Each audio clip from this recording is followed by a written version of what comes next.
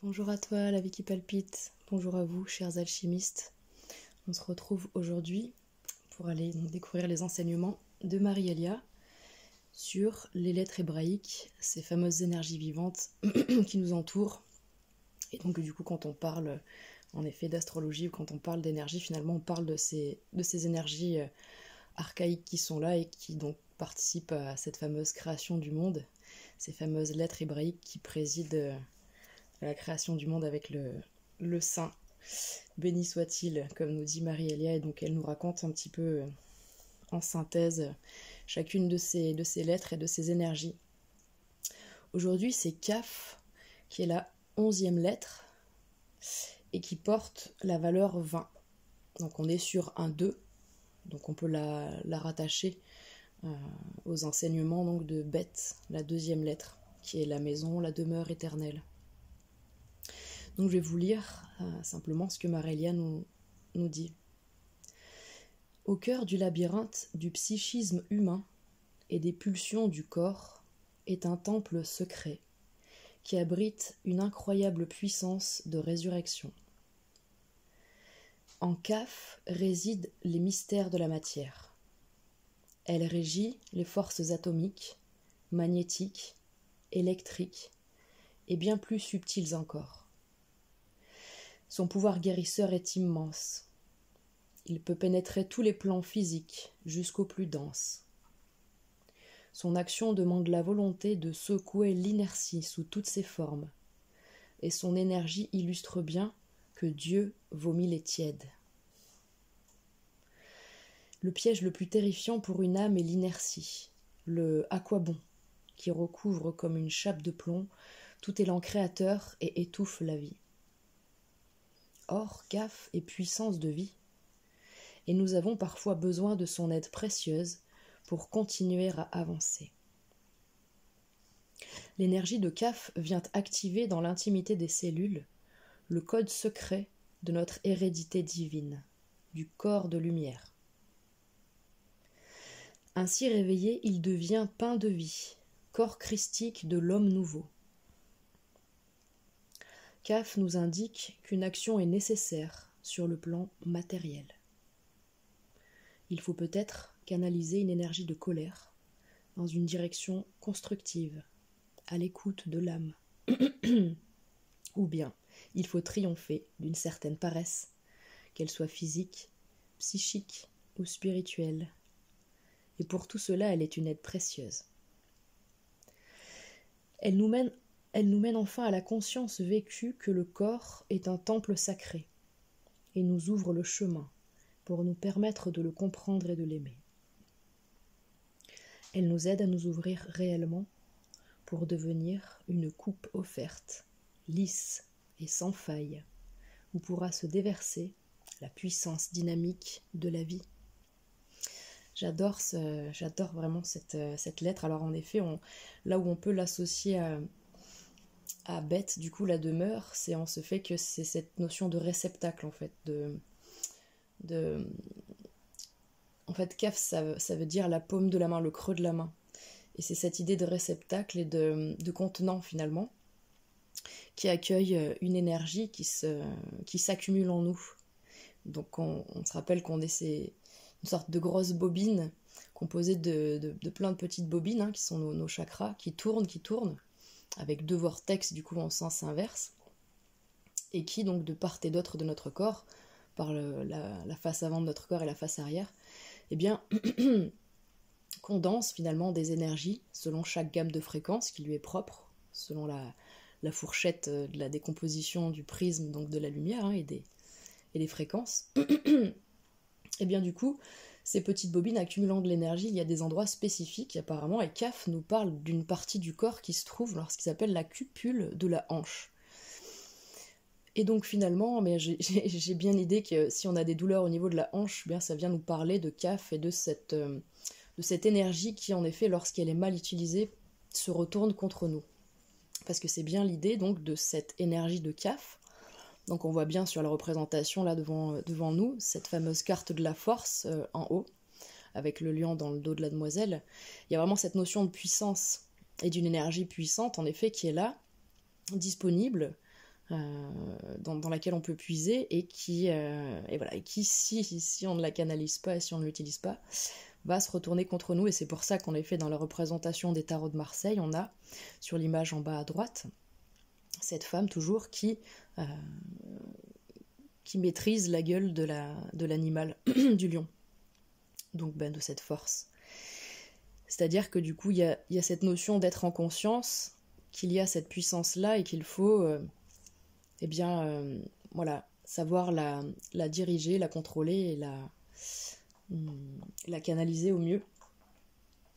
Donc j'ai trouvé très sympathique aussi cette notion de puissance de résurrection, parce qu'on a vraiment son lexical assez puissant dans le renouvellement et dans renaître de ses cendres. On parle en effet de mystère de la matière avec Kaf. Et donc j'ai pensé tout de suite à Uranus quand il est noté donc qu'elle régit les forces atomiques, magnétiques et électriques et bien plus subtiles encore. Donc là on est vraiment dans le domaine du quantique et de la magie quantique, et donc du coup pour moi c'est un petit peu cette notion qui se rapproche un peu de l'alchimiste, dans le sens où on comprend que nous sommes alors ça c'est Patrice Brasseur qui dit cette phrase, que nous sommes des énergies contrôlées par des énergies qui tentons de manipuler d'autres énergies. Donc tout est une histoire en effet de manipuler des énergies, donc manipuler dans le sens comme un chimiste qui manipule précautionneusement toutes ces fameuses fioles pour trouver l'équilibre parfait entre le bon. Donc avec la force on rejoint cette dimension de devoir être précautionné, attentif et conscient de ses forces pour pouvoir en faire quelque chose de pertinent, pour pas se faire dévorer par le lion, parce qu'en effet le lion il a quand même cette représentation du lion sur les cartes est très, j'imagine, importante, puisque cet animal en effet pourrait nous dévorer si on ne le domine pas. Donc je rapprochais ça d'Uranus en effet, parce que c'est cette planète de l'électricité, des nouvelles technologies et quelque part de cette connaissance, de cette puissance qui réside dans l'énergie libre qui est là autour de nous en présence permanente. Comme disait Tesla, dans un atome il y a la quantité d'énergie de tout l'univers. Donc c'est cette dimension-là vraiment magique, quantique, sacrée qui imprègne Kaf, et là c'est pour ça qu'on peut voir comment on peut la rattacher aussi à Beth, qui est cette demeure éternelle et qui est pour moi ce tissu, vous savez quand ils disent en physique quantique, ce fameux bruit de fond qui est là partout et qui, comme un maillage subtil, tapisse l'entièreté du cosmos en donnant à chacun pile ce dont il a besoin, parce que c'est vraiment cette dimension-là qu'on touche avec Beth, c'est cette notion de se sentir en tout temps et en tout lieu chez soi. Et donc voilà, oui, c'est vraiment très très beau. On parle de guérison avec Kaf, on parle d'un pouvoir de guérison immense qui peut pénétrer donc les plans physiques les plus denses, et c'est là qu'on rejoint un petit peu ces notions d'alchimie, et quelque part c'est cette notion de spiritualiser la matière qui est très puissante dans cette carte de Kaf. Et voilà, et donc du coup sortir de cette fameuse inertie, et bien sûr que cette phrase qui avait résonné en moi donc des années auparavant sans que je sache qu'elle avait en tous les cas été dite par la bouche de Christ. Dieu vomit les tièdes. Et c'est vraiment puissant comme message. Donc le piège de sortir le piège d'être enfermé dans cette tiédeur et dans cette inertie. Et donc voilà, Kaf nous aide en effet à reconnecter avec cet élan de vie et cette puissance. Donc c'est vraiment un don précieux, cette puissance de Kaf en nous et autour de nous. C'est-à-dire qu'on a Kaf en nous, tout comme on a tous les éléments périodiques du tableau de Mendel en chimie qu'on a appris au collège. Et bien c'est pareil pour les lettres et pour tout autour de nous, comme tous les éléments qui nous composent, et on a un peu de tout. Et donc forcément quand une énergie autour de nous se précise et se présente par la configuration des astres du cosmos, finalement, ce qui se passe c'est qu'elle rentre en résonance avec cette infime partie de cette énergie qui est en nous, présente en nous, puisque nous sommes une fraction de ce tout. Et donc c'est formidable de voir entrer en action des énergies aussi puissantes dans la résurrection et dans le renouvellement, voilà, la prise de conscience de ce grand pouvoir. Et donc du coup, ce petit message spécifique sur canaliser une colère, canaliser voilà, une énergie peut-être de violence. En ce moment, faut pas oublier qu'en effet, au-dessus de nos têtes, on a Lilith qui fait des aspects un petit peu, voilà, un petit peu intenses dans le ciel, et donc on peut être vraiment dans cette forme de lutte intérieure face à des choses qu'on ressent seulement et qu'on ne peut pas nommer, mais qui nous imprègnent vraiment de sentiments parfois assez bas en vibration. Mais ben, c'est justement toute la dimension de ces lettres, c'est qu'il faut s'accueillir dans ces difficultés-là et dans ces moments où en effet on se sent submergé par ces fameuses vagues émotionnelles qui viennent de nos profondeurs. Hein. Parce qu'en effet on parle vraiment de profondeur, donc au cœur du labyrinthe du psychisme humain et des pulsions du corps. Voilà, c'est là-bas qu'il est ce temple secret. Donc quelque part, on ne pourra jamais pénétrer ce temple secret si on ne se laisse pas, eh bien oui, aller visiter ces profondeurs-là.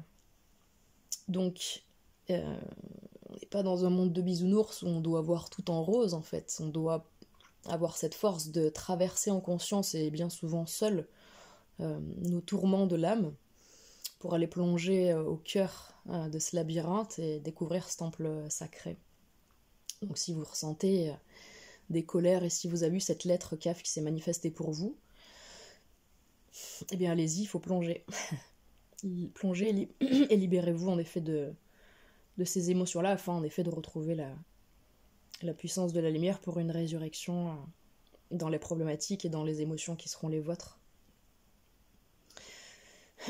Donc voilà, ils finissent sur ces mots que nous sommes cette coupe, et qu'en effet si on arrive à vider de notre coupe émotionnelle, eh bien on permet à ces énergies autour de nous de pouvoir nous remplir et nous renouveler. Puisque c'est quelque chose qui se passe tout seul, de toute manière, quoi qu'il en soit, si on est ces bobines électriques, de toute façon, on subit des moments où on perd des charges, des électrons, et des moments où on en acquiert, et donc forcément, qu'on en soit conscient ou non, qu'on accompagne en conscience avec des intentions ce qu'il se passe au niveau quantique et énergétique en nous, de toute façon cela se passe. Donc c'est formidable d'apporter en effet sa conscience par-dessus le marché et de sentir en effet ces fluctuations, mais de les accompagner avec toute notre douceur et toute notre compassion que personne ne pourra avoir plus que nous-mêmes pour nous-mêmes. Voilà ce que je peux vous dire sur CAF. Et puis bien, faites-vous confiance tout simplement. Faites-vous confiance pour traverser ces émotions, parce que depuis le temps, vous savez mener votre barque sur ces flots parfois bien tumultueux. Je vous souhaite une très belle CAF et je vous souhaite la force. Voilà. Prenez soin de vous, les alchimistes. Au revoir. Bonjour à toi la vie qui palpite et bonjour à vous, chers alchimistes. On passe à la lettre Lamed, cette énergie vivante qui a pour position 12 dans l'Aleph Bet et qui a pour valeur 30. Alors pourquoi elle a cette valeur 30 ? Parce que 12, 1 plus 3, pardon, 1 plus 2 égale 3. Et on y rajoute un 0, c'est-à-dire une sorte de dimension supérieure. Le 0, c'est toujours quelque chose qui s'auto-crée, qui contient tout. Et donc du coup, ça représente une sorte de dimension supérieure dans les valeurs qu'ont chacune des lettres. Avec Lamed, on est sur la 12e lettre, et du coup, tout de suite, j'ai l'analogie qui me vient avec le 12e signe du zodiaque. Bien que j'avais envie de commencer par vous lire les enseignements de Marie-Elia à propos de Lamed. Là, ce qui me vient tout de suite, c'est cette dimension donc, du pendu dans le sacrifice qui est relié, et qu'on peut relier en analogie, en effet, avec les signes des poissons. Donc, parce que finalement, je me suis rendu compte en faisant des recherches que... comment dire, il y a finalement au moins deux prismes différents pour interpréter un petit peu, et je trouve que c'est intéressant de mélanger les deux quant à eh bien, voilà, la représentation de ces figures et de ces images dans l'astrologie. Et donc du coup là je pensais aux poissons, et en plus on vient de quitter ces énergies-là, mais c'est vrai que du coup c'est Saturne qui vient de rentrer donc, dans le poisson pour y rester quelques années, et donc du coup je ressentais cette dimension-là. Je vais vous lire du coup Lamed. L'amour est la plus grande force de l'univers. Il aiguillonne notre âme sur les chemins jusqu'à la folie de plonger les bras ouverts pour répondre à son appel. Car ce qui est sagesse pour l'âme est souvent folie pour l'ego humain. La Mède est la seule lettre dont le dessin monte au-dessus de la ligne d'écriture. Sa partie inférieure arrondie, un kaf, donc c'est la lettre précédente, représente le corps, le plan manifesté. La partie supérieure verticale, c'est un vav, donc c'est la numéro 6, on a vu précédemment. Le vav nous relie au plus haut plan de lumière et de connaissance. Donc finalement, un lamet, c'est un kaf et un vav. En méditant, en s'identifiant avec cette belle lettre, nous pouvons percevoir le point de jonction juste au-dessus de la tête. La Mède nous invite à la méditation, au silence des hautes montagnes. Une énergie très pure, haute et subtile veut nous remplir. Et pour cela, il faut quitter intérieurement le tumulte des pensées, se rendre réceptif à cette puissance d'amour et à elle seule. C'est au cœur de ce silence, de cette sérénité, que l'amour jaillit, aussi du plus intime de notre être. Enfin, la Mède est liée également au principe de l'étude, car à ce moment-là, nous avons accès à des plans de connaissances qui ne sont pas destinés à l'intellect, qui ne pourrait pas les comprendre. Elle nous dévoile les sciences de l'univers, de l'infiniment petit à l'infiniment grand, et révèle les splendeurs cachées dans les textes sacrés. Elle est l'alliée du chercheur qui aborde le monde avec un esprit ouvert. C'est vraiment magnifique et du coup, c'est pas pour rien que je vous ai parlé un petit peu du poisson juste avant. Là, quand en effet on est sur ce dernier paragraphe, on comprend bien toute la richesse et toute la richesse vraiment et la dimension de cette lettre qui, comme on nous dit, donc ça, elle monte très haut au-dessus de la ligne d'écriture. Donc elle va symboliquement très haut dans le ciel, très haut en vibration, c'est-à-dire qu'elle peut capter des informations. On parlait tout à l'heure donc de ces fameuses bobines qu'on est. Et la Mède, du coup, j'imagine qu'elle vient en résonance capter au niveau du chakra coronal, eh bien la gamme de fréquences référente. Alors c'est mon chien qui rêve. On parlait d'aller se connecter très haut. Bon, je vais pas la réveiller. Désolée, je vais mettre sur pause. J'ai dit son prénom et il a arrêté de rêver. Il a arrêté de faire ses petits bruits. Mais donc du coup, c'est cette lettre qui se connecte très très haut. Et donc nos chakras, oui, notre chakra coronal, j'imagine, en effet, c'est pour relier ce qu'ils disent avec cette notion de connaissance qui ne sont pas destinées à l'intellect, qui en effet ne peut pas les comprendre, les interpréter et encore moins les traduire et les partager avec autrui, d'où la grande frustration dans ces énergies de poisson, et toute la grande beauté aussi, en effet, la manière très très personnalisée avec laquelle elle vient nous toucher finalement, en effet, dans ces moments où, saisis par la grâce d'un moment de solitude, on a pu se connecter aussi haut. C'est très souvent dans des états de grâce où on est touché par quelque chose de splendide, ou alors dans des états où on est très très bas, quand on incarne ce poisson qui descend lui dans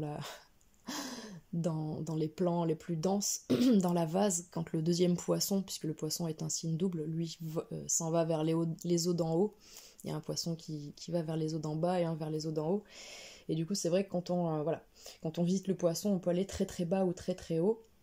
Et donc c'est dans ces deux moments-là, dans ces deux espaces-là, en soi, dans nos profondeurs, qui peuvent être célestes comme abyssales, émotionnelles et très denses dans des plans du corps émotionnel finalement, qui vibre lui parfois très bas, et bien malgré tout on peut faire une sorte d'ascenseur, c'est vraiment un ascenseur quantique, parce qu'on peut être touché par cette fameuse grâce quand justement on demande, et quand on se connecte et qu'on se relie, on peut être ramené très très haut avec cette énergie de la Mède.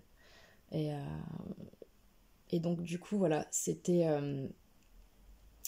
pour faire écho en effet à ce fameux poisson et à cette dimension du sacré et qu'on n'arrive pas forcément à interpréter, et cette dimension de révélation et de vision claire sur c'est cette idée de comprendre et de sentir sans pouvoir vraiment l'expliquer. Mais quand ils disent que l'Amen nous dévoile les sciences de l'univers, de l'infiniment grand à l'infiniment petit, c'est comprendre intrinsèquement que tout ce qui est en haut est en bas, et que par analogie on peut tout comprendre. C'est cette fameuse découverte de la magie du nombre d'or et de la suite de Fibonacci par exemple, qui peut faire ressentir à l'âme toute la dimension de cette perfection à chaque virgule près, de chaque événement.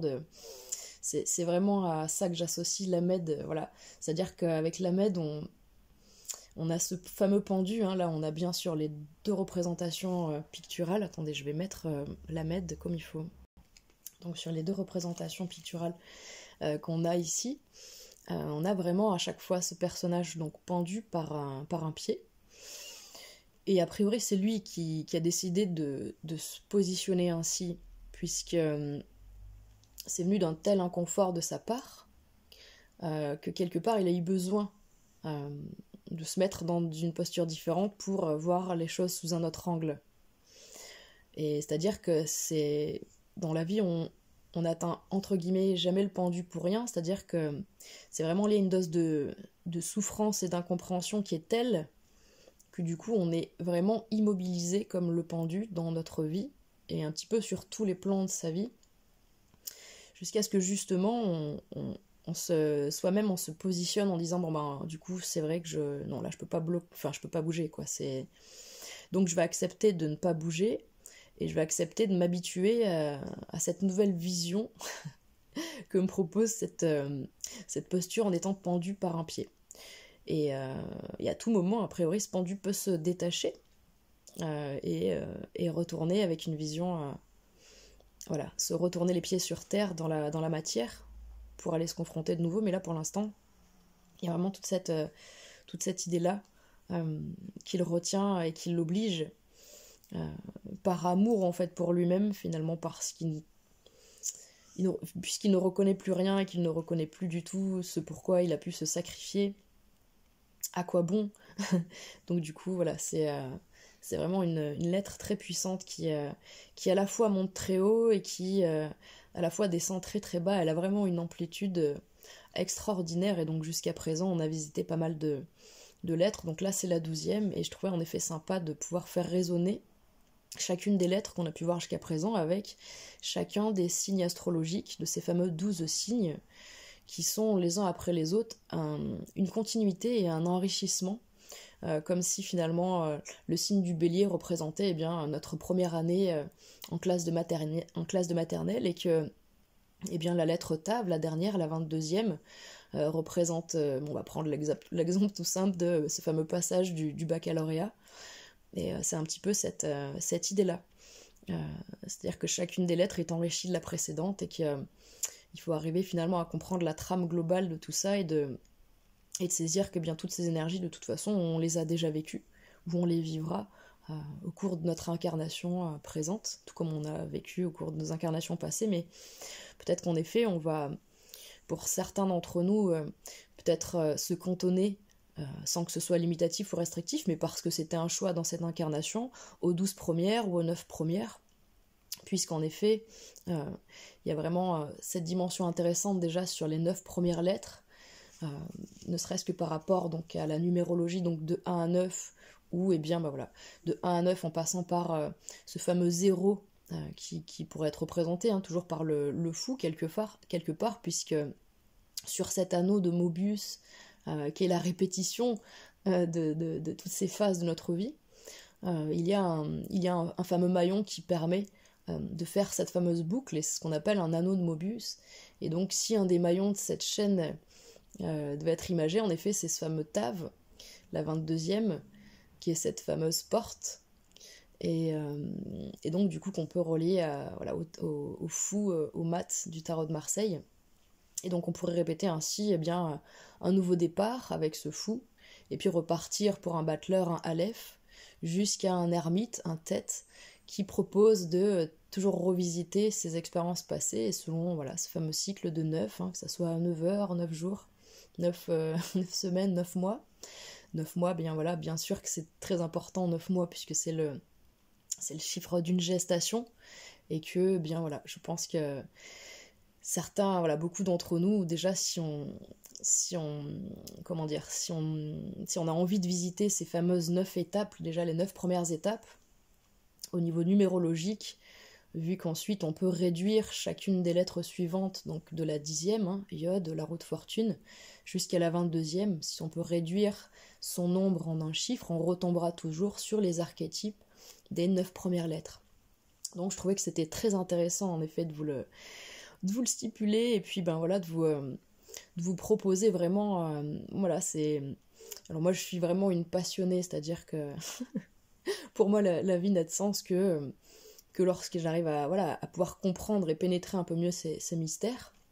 Et voilà, depuis ma plus tendre enfance, et je me plais vraiment à passer beaucoup de temps à découvrir tout ça, et puis à pouvoir en parler finalement, puisque je découvre depuis quelques années maintenant qu'en parlant de quelque chose, on se connecte à cette énergie, et qu'on en a en effet des inspirations et des petits des petits morceaux d'informations qui descendent petit à petit, qui viennent se connecter aux autres, au tableau global, à ce fameux puzzle géant qu'on a entrepris de réaliser depuis que nous sommes nés. Donc je suis très contente de vous avoir parlé de ces 2 lettres qui sont très puissantes, et puis du coup on pourrait dire que comme on a clôturé un premier cycle de 9 avec tête, et bien ici on peut dire que on est vraiment dans cette dimension de l'âme, avec cette 12e lettre, par analogie au signe des signes des poissons, qui représente vraiment cette conscience universelle, cet amour universel, cette conscience cosmique, cet amour cosmique, qui parlera à tous ceux qui, depuis qu'ils sont petits, ont tendu les bras vers le ciel dans cet élan vraiment puissant qui les a dépassés, mais dans cette notion de plus grand que soi, dans cette notion de se sentir accompagné, guidé, pris en charge et touché par un amour vraiment qui dépasse en effet l'entendement humain et l'intellect et le mental tel qu'on connaît.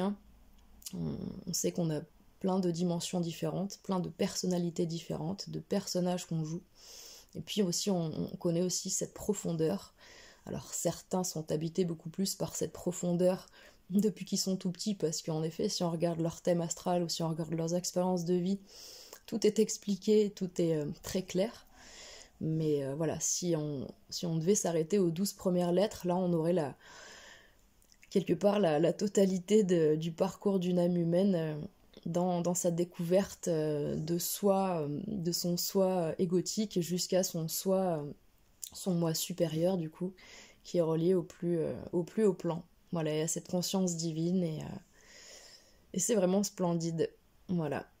Bien, je vais vous laisser là-dessus, et puis je vous souhaite une très bonne Lamed, une très bonne introspection et visite de votre intérieur comme de vos hauteurs. Et je vous souhaite de prendre bien soin de vous. Je vous dis à très bientôt les alchimistes. Prenez soin de vous. Au revoir.